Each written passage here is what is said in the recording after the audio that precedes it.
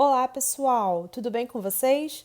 Hoje nós vamos falar sobre o gênero mini conto, ok? Então, para a gente conseguir entender esse contexto narrativo, vamos falar primeiramente o que é conto. O conto, ele é uma narrativa com extensão, podemos dizer que curta, tá? Esse texto ele vai ter alguns elementos como personagens, espaço, narrador, tempo, ação. Ele vai estar estruturado ali entre uma apresentação inicial, entre uma complicação, clímax, um desfecho, ok?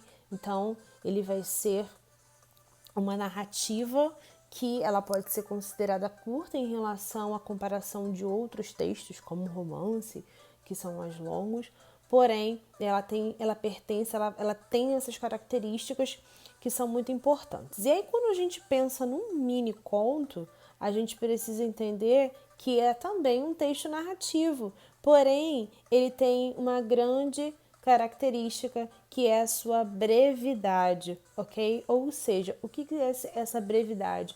Ele é um texto curto, mas muito mais curto do que um conto normal.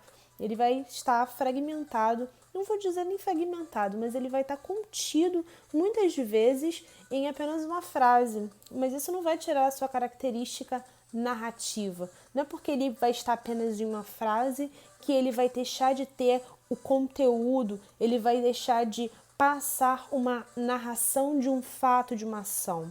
Não. Porque ele tem alguns elementos que são importantes, como por exemplo a concisão. A concisão é que nesse texto vai ter somente a ideia principal que deve estar presente, ok? Então ele vai ser um texto conciso. A narratividade, ou seja, esse texto ele precisa ser uma narrativa. O leitor ele precisa identificar uma narrativa, não uma descrição de algo, não algum outro gênero, mas uma narração. Ou seja, vai ter que ter uma ação representada por verbos dentro dessa narrativa. Ok? Então, isso é muito importante da gente observar. Outro ponto também que a gente precisa observar é o efeito, ok? Então, o mini conto, tá? Ele também vai ter que ter o efeito semelhante ao de um conto mais longo, ok? E, por último, a exatidão. Ou seja, as palavras elas precisam ser escolhidas minuciosamente, ok? Então, quem escreve um conto, ele busca escrever o mínimo possível, mas com o máximo de significado, ok? Então, ele precisa ser exato, ou seja, vai escolher as palavras que não exceda aquilo que é essencial. Tá bom, meus queridos? Então, essas são as características para vocês identificarem. Então, agora vamos ver um exemplo de conto. Um exemplo seria de mini conto. Um exemplo de mini conto seria esse. O dinossauro. Quando acordou, o dinossauro ainda estava lá.